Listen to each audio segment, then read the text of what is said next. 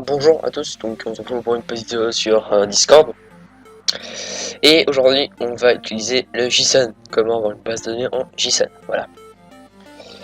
N'hésitez pas à liker, à partager et à vous abonner à la chaîne. Donc premièrement, on a besoin de plusieurs choses. Premièrement, ici, on a besoin d'FS qui va enregistrer nos fichiers, qui va lancer la base de données. Puis aussi on a besoin de la base de données. Qui va servir à stocker des données. Voilà. Donc premièrement, on va installer fs. npm ifs. On va installer fs, donc si dedans. Comme ça. Si je sais pas comment installer Discord.js ou etc., n'hésitez pas à aller voir ma vidéo précédente où je l'ai expliqué tout. Donc voilà, fs est installé. Maintenant, on peut créer un petit dossier au nom de storage ou database, enfin les fichiers de stockage. C'est comme ça, c'est beaucoup plus arrangé. Donc on peut aussi créer build day, ce qu'on va faire un truc de message pour avoir la date de naissance des gens. Voilà. Donc là maintenant on peut mettre juste des accolades, une rentrée, une fermante, c'est obligé, sinon le fichier .js ne va pas fonctionner. Donc maintenant on va faire, pour sécuriser un peu notre bot, un anti-bot. Vous dire oh ouais, un anti-bot ça sécurise, non pas du tout, c'est juste cette petite ligne de code. En gros c'est juste si l'utilisateur c'est un bot, bah c'est ça, un bot. Tous les trucs ils ont écrit bot derrière, ce gros truc bleu derrière, voilà. Donc voilà, c'est tout. Maintenant on va faire enregistrer la date. Enregistrer la date. Voilà, donc on va faire. Ah oui, on n'a pas fini. Oui, j'avoue. On n'a pas enregistré fs. On fait constante fs égale fs, voilà. Et là, constante date égale require point storage slash date day.json. Donc là, point content style string préfixe plus date, et voilà. Et on fait ça. Premièrement, là on va juste lui demander d'enregistrer cette date. Voilà. Parfois, si vous voulez voir si la personne il est pas enregistré dans la base de données, donc vous faites un if nom de la base de données plus comment il doit la chercher. Là on lui demande, tu vas dans la base de données et tu cherches message.auteur.id, donc l'idée de l'identifiant de la personne qui a fait la commande, qui fait point date quoi. Qui fait point date. Voilà, donc moi ça me sert pas à grand chose parce que tu peux toujours après modifier ta date. Donc là on va faire un argument args quoi. Faites attention, moi je me souviens plus comment écrire args, j'utilise args normalement, mais là je vais faire un truc à l'arrache, donc on va faire juste ça point replace préfixe plus date. On va juste faire ça. Donc en gros juste il remplace ça et on fait un replace. On va remplacer tous les espaces aussi, voilà. Et on va faire if args1, voilà, args0. Donc en fait je sais pas, ça c'est args0, ça c'est args1, ça c'est args2, args3, etc. C'est args4. En gros le premier argument c'est 0, pour lui c'est 0. Si vous mettez rien, tout ça c'est args. Et juste args est divisé, les mots sont divisés quoi, pour vous dire. Les mots sont divisés et voilà, ça fait ça. C'est juste qu'il divise les mots. Donc on fait if args1, on va return.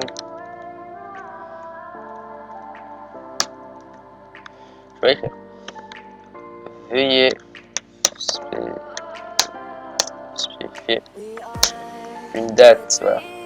Alors, on va pas regarder si la date est inférieure à ça, non, on s'en fout de ça, on va juste enregistrer la date. Donc voilà, maintenant, dès qu'on a fait la passer la vérification, on va faire ça. Donc, ça et on fait la date. On met, alors, voilà. On peut faire, par exemple, au lieu de message dit, on mettre nul. Mais là, sinon, on stocke un élément. Aussi, on peut mettre message.guild. On a dit si vous voulez stocker des choses par rapport au serveur. Et si vous voulez, par exemple, stocker des choses au serveur plus l'utilisateur, moi, je trouve un moyen de faire ça. Bah, je suis pas sûr si c'est un autre moyen. Vous pouvez m'écrire en commentaire. Ça me révolutionnera. Donc là, vous mettez le serveur puis l'utilisateur. Comme ça, vous pouvez. C'est serveur utilisateur quoi. Là, pour l'instant, nous, on va juste utiliser pour l'utilisateur. Parce qu'on. Voilà. Et là, normalement. Voilà, vous mettez ça. Ça, c'est le moyen d'enregistrer les fichiers. Ici, vous mettez le mode arrive au fichier. Donc, lui, il regarde du fichier mère, on peut dire, du fichier mère, donc du fichier qui est tout en haut. Et ça, vous mettez la variable qui est utilisée, donc cette variable, celle-là, vous la mettez ici. Et voilà, c'est comme ça, voilà, le fichier est enregistré. Donc maintenant, on peut lui répondre. Bon. Vous êtes enregistré. Vous êtes enregistré.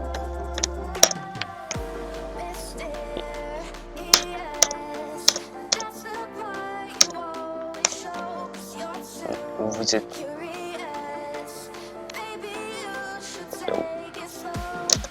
le, on fait 2 points, juste pour un peu styliser, on fait ça, et là vous mettez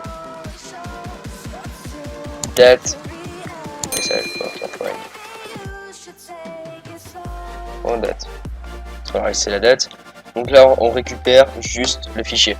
Donc on dit par exemple, non, tu vas chercher dans date, et date, bah, c'est ce fichier.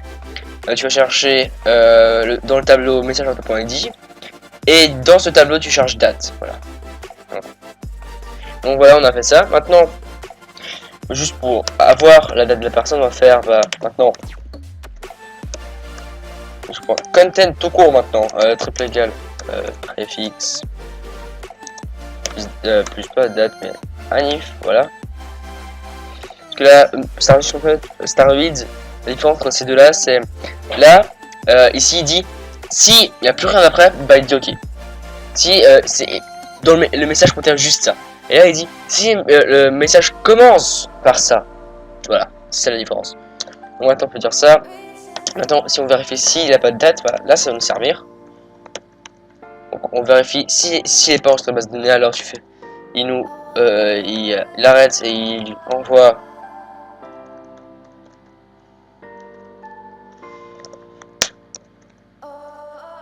Oui. Vous n'êtes pas dans la PDD parce que j'ai la fin d'écrire. Faites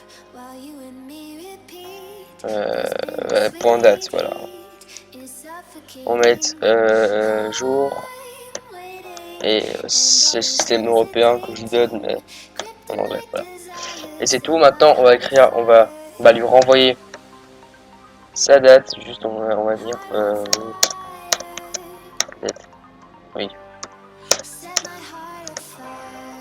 Vous êtes né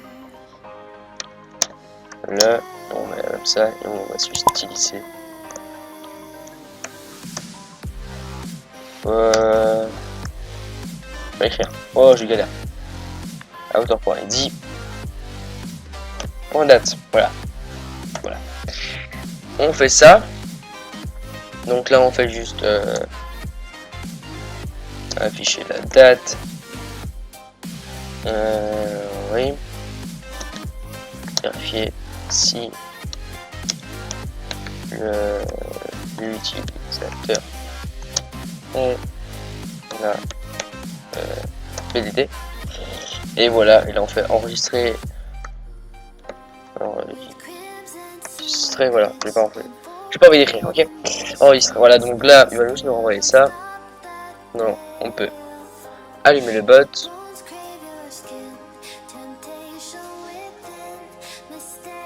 allumer le botton, donc il s'allume. Voilà, il s'est allumé. Donc on va faire point date pour voir. Ok, voilà, il fonctionne. On fait point date. On va faire ça.